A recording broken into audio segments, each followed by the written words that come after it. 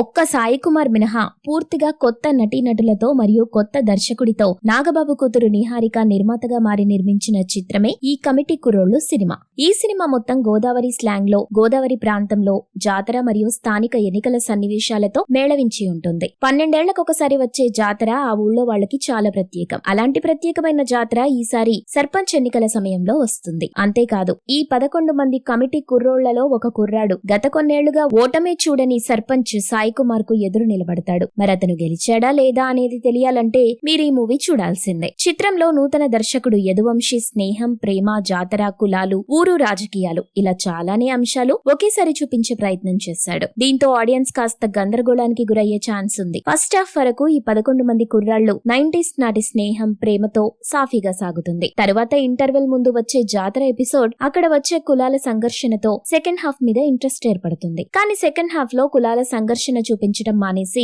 దర్శకుడు ఎన్నికల సంఘర్షణ చూపిస్తాడు. దీంతో సెకండ్ హాఫ్ ప్రేక్షకుడికి సాటిస్ఫాక్షన్ ఇవ్వదు. 11 మంది హీరోల నటన బాగానే ఉంది. జాతర కోసం మ్యూజిక్ డైరెక్టర్ ఇచ్చిన బీజిఎం అద్భుతంగా ఉంది. డైరెక్టర్ 90s స్నేహం, ప్రేమ, ఎమోషనల్ సీన్స్ బాగా డీల్ చేశాడు. కాస్త సెకండ్ హాఫ్ సాగదీతగా తీశాడు. మీరు ఇలాంటి ఇంట్రెస్టింగ్ న్యూస్ అప్డేట్స్ మరిన్ని తెలుసుకోవడానికి ఇప్పుడే మా ఛానల్ ని లైక్ చేయండి, ఫాలో చేయండి, సబ్స్క్రైబ్ చేయండి.